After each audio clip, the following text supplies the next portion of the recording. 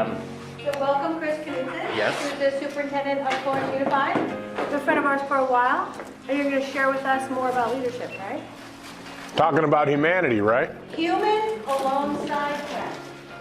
Human alongside tech.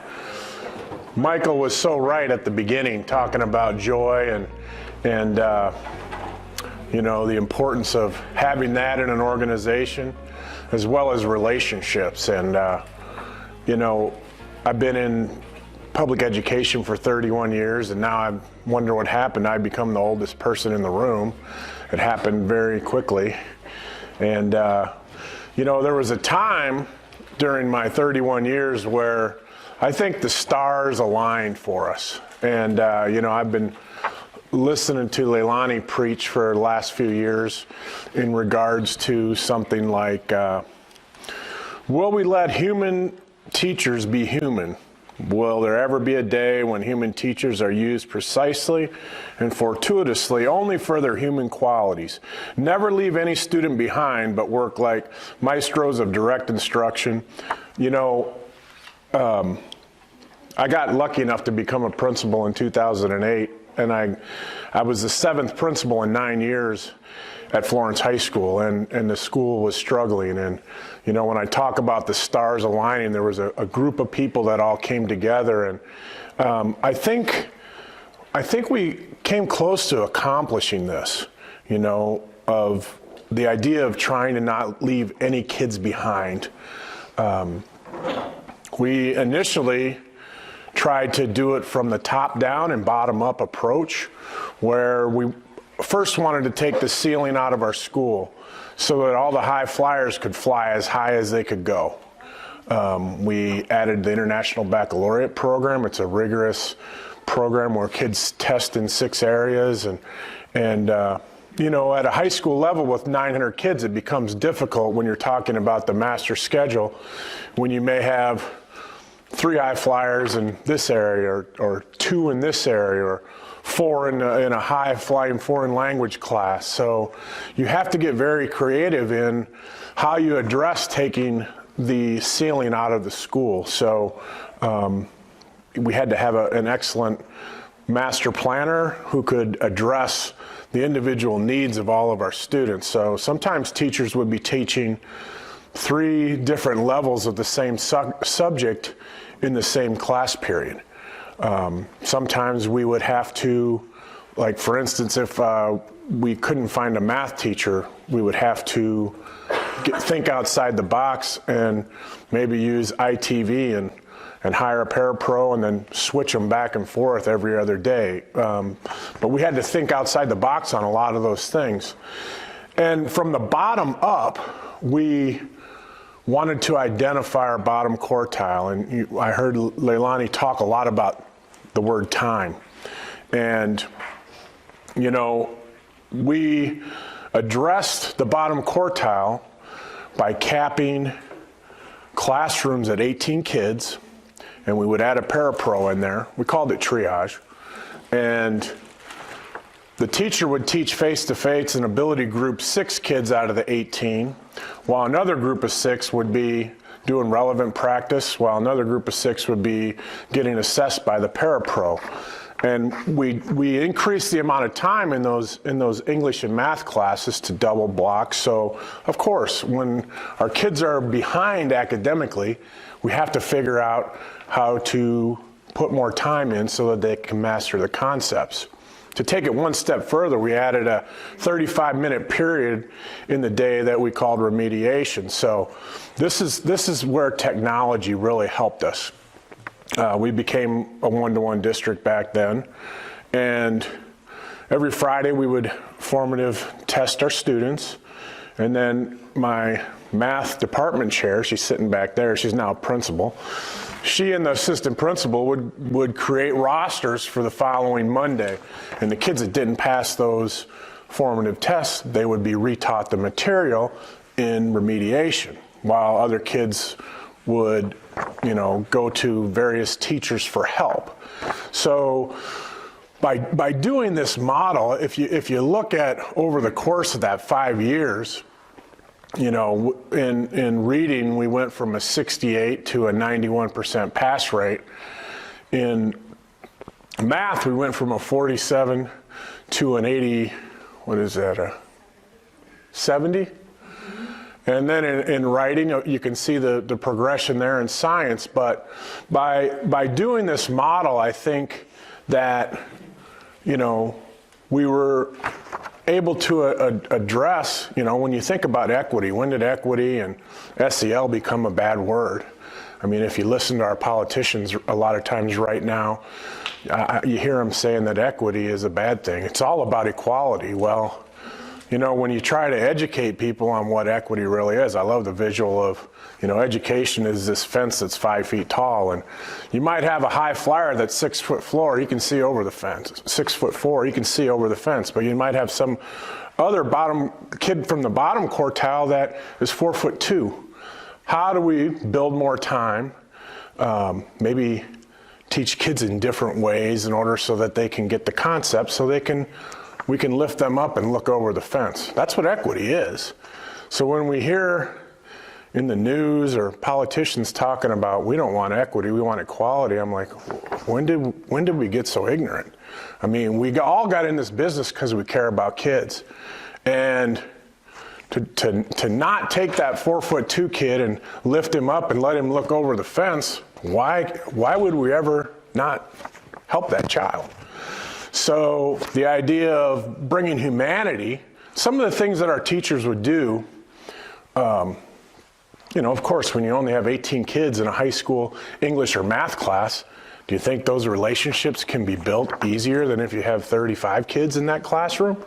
So we made it a point to try to build culture in our schools, to make connections with kids. We even did this one, which, holy smokes, everybody had to find the most lost kids in the school that they think were the most lost, and mentor them. And so I picked 4 kids, and I would eat lunch with them every day and mentor them and make them get connected to the school.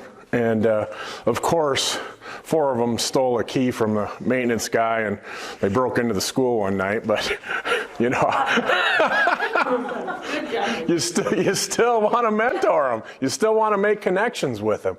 And you know, when you think about increasing our math scores 19% in 1 year, people have said that doesn't happen.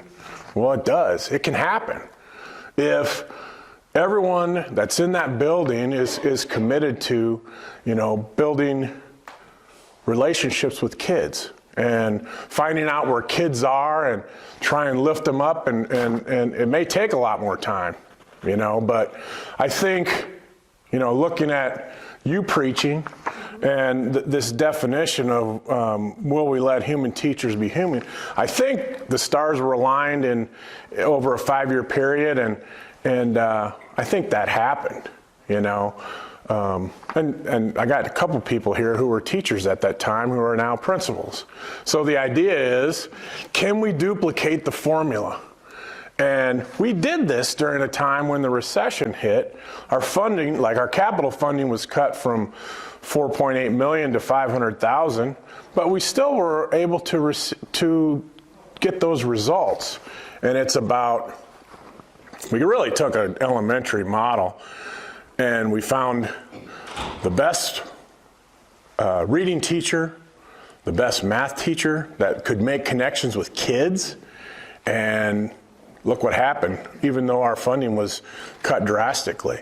So, you know, I've been in it 31 years now, as I look at some of our young principals, I feel kind of bad for them that they have 15 years till they can retire, because, you know, when we hear words like equity being a bad thing, or when we hear ideas that SEL is a bad thing, and I think it's something that we most definitely need to be focusing on. While technology is a great tool, it doesn't replace the humanity of a teacher making connections with kids. And you know, my kid during COVID was a junior when it started, and I would drive home during the day to make sure he was online doing his work, and normally he was in his bed, online, sleeping, you know, so he was one of those 50% that were curled up in a ball and not taking care of business. But, you know, it was really exciting to be a part of the stars aligning during this time, and having a group of people come together and creating a culture where, you know what, for the most part, all of our kids flourished during that time. And, you know, when Michael was talking about joy, you know, when you have, randomly you'll be out eating with your family, and someone will come up from 8 years ago and say, you know, you really made a difference. And the idea of in 2008, where we only had one kid in pre-calc, and he didn't belong there, to 2013 having 3 full sections of 30 kids in calculus. I think starting from taking the ceiling out and focusing on, you know, the bottom up, it works. And it's definitely possible to individualize and make all of our kids flourish. So keep preaching. Yeah, well, congratulations. Look at these stats, people. Let's give a big round of applause. I know you got more to say, but I just can't stop saying wow. You know, Deanna, she was usually locked in the office. So on that campus during this time, you would never find me in my office. Administrators weren't allowed to be in their office when kids were out on campus, because guess what? When kids know you're out there with them, watching them, you don't have any problems. We went in 2010, and I don't know if this has ever happened, but we went the whole year without a fight on campus, on a high school campus. And previously, in 2006, there was probably a fight every day. So, you know, just by taking that stand of, we're going to be out with kids, we are going to form relationships with kids every single day. And I know it's hard to, when you got a list of things to do as an administrator, to be out with kids all the time. But I mean, the results of having that model speak for itself. So, you know, we've been very fortunate. Like, I was in a superintendent symposium when, before the pandemic, before anybody knew anything about it, and the first keynote speaker comes on and he says, well, there's this pandemic that's coming in. Are you guys all ready to educate all your kids online? And I'm like, oh my gosh, this is real. I walked outside, called my tech director, and I said, are we going to be able to do this? And his response was, well, we just ordered 4,000 computers, so yes, we're going to be able to do it. Now, was it perfect? No. It was like trying to fly the plane while you're learning how to fly.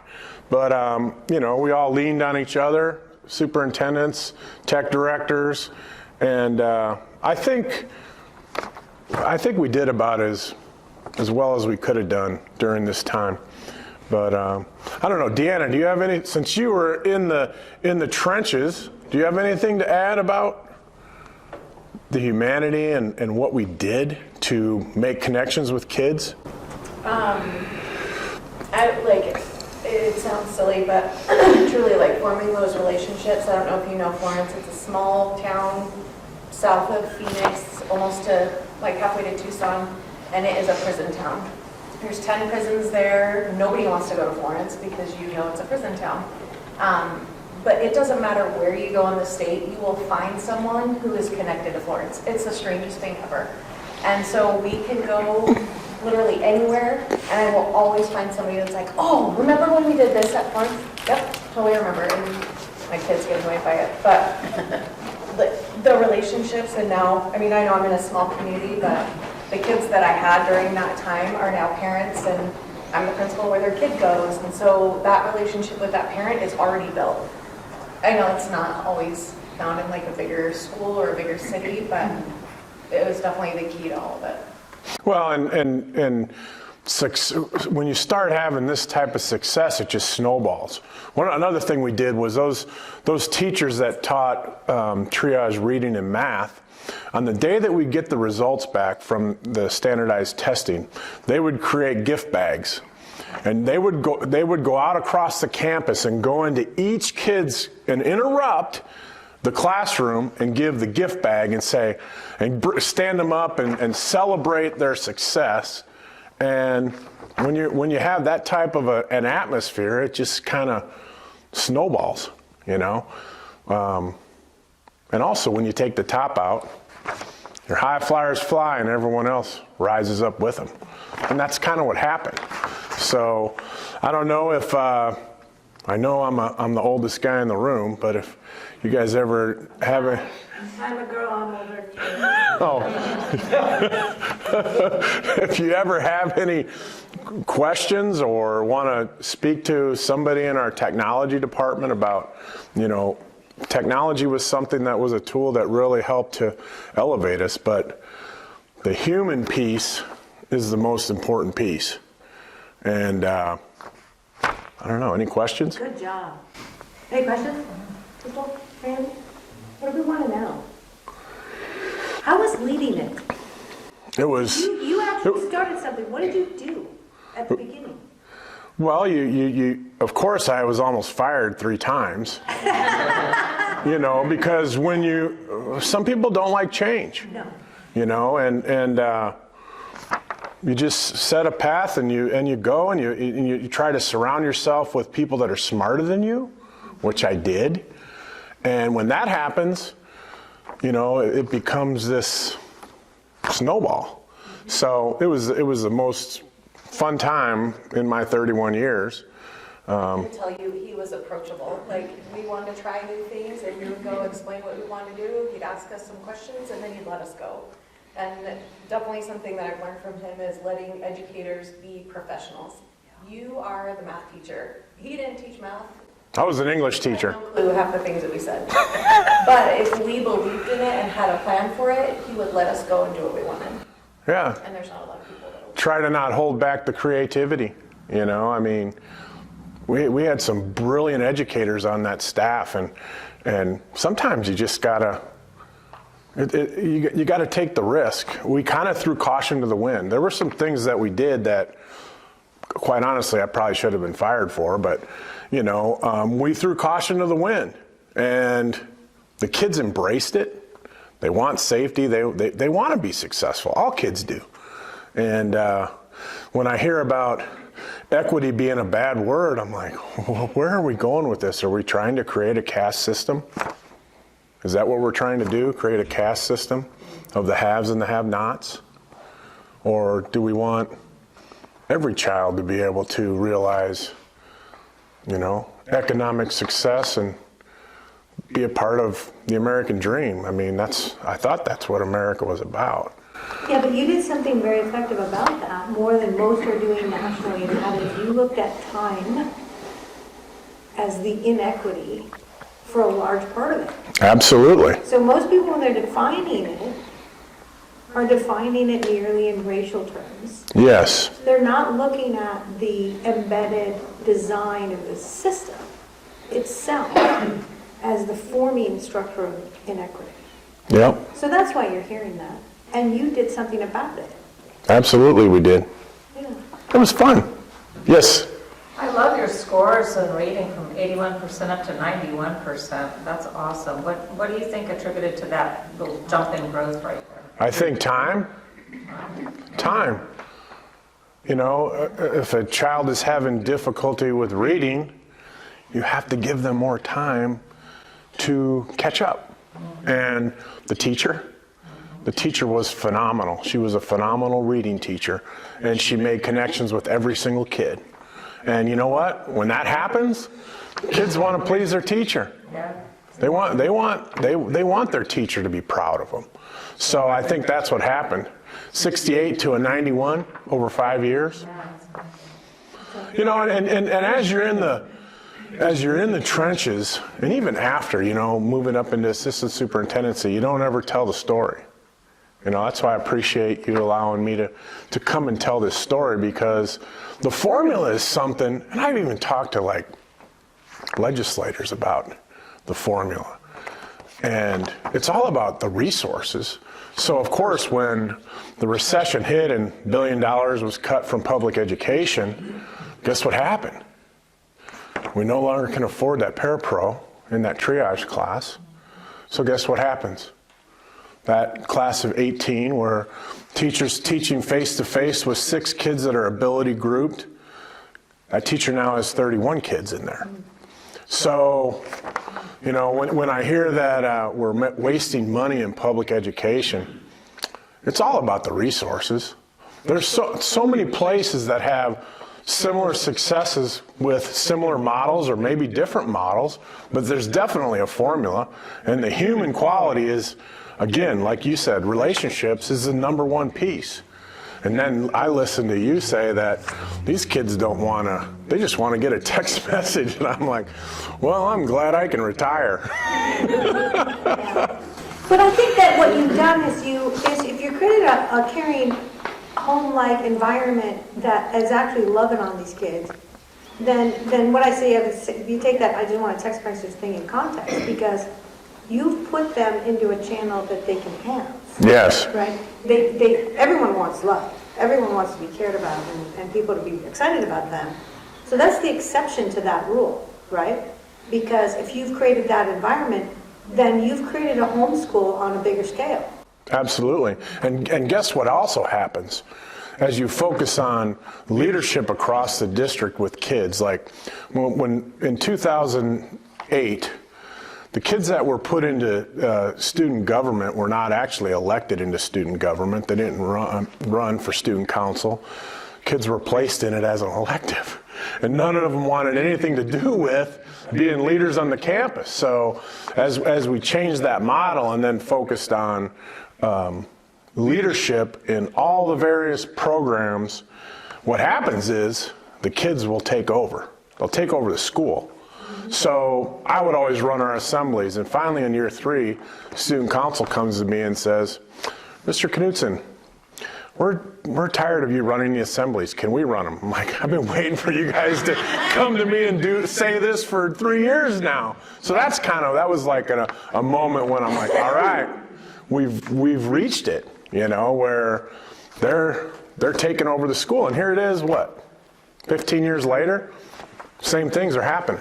I'm not over there, but the traditions and the process and the procedures of the school all started then, and it's just continued on this path. You insert a new leader, you know, it's going to be a little different, but the process, the trajectory is it's the same. I mean, I go over there, and it feels just like 2010, doesn't it? Yes, sir. So you said you possibly could have been fired a couple times along the way. Why weren't you?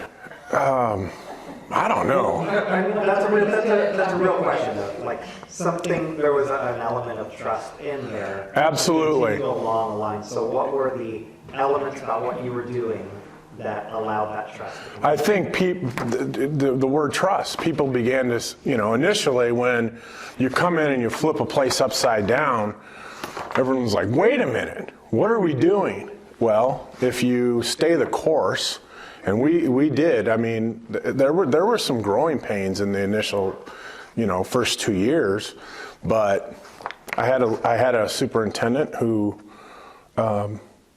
trusted the process, you know, and he was actually somebody that was kind of behind the scenes saying, all right, you guys go for it and do this. And some of our assemblies, I mean, like, there were a lot of fights prior to 2008. And the first thing I did in the assembly was, and me and the assistant principal would always in the assemblies fight for the principalship of Florence High School. He would always lose. So we brought in this huge arena, and we're fighting for the principalship of Florence High. And you can go online and watch this. It's probably, I'm glad I did break his ribs, but I jumped up on this platform and he was on the ground and I landed on him and everyone's like, oh my God. So I get up and I say, the only place you fight at this school is on the wrestling mat. And the kids comply, you know? Probably shouldn't be jumping on assistant principals. Yeah. you know, he had this helmet on, and the next year we wanted to do it again, and I called the company and I said, well, we want the arena that you can jump off and do this and that, and they're like, well, we've been sued because 3 people have broken their necks, because when you put the helmet on, it's really tight, and this sumo suit, you jump, it compresses, and then it pops. And for me, the helmet popped off. Well, apparently other people broke their necks. So, you know, that was something that we threw caution to the wind in a lot of our assemblies, and the kids responded. They loved it. They loved it. So. Good work. Well, thank you. Thank you for sharing.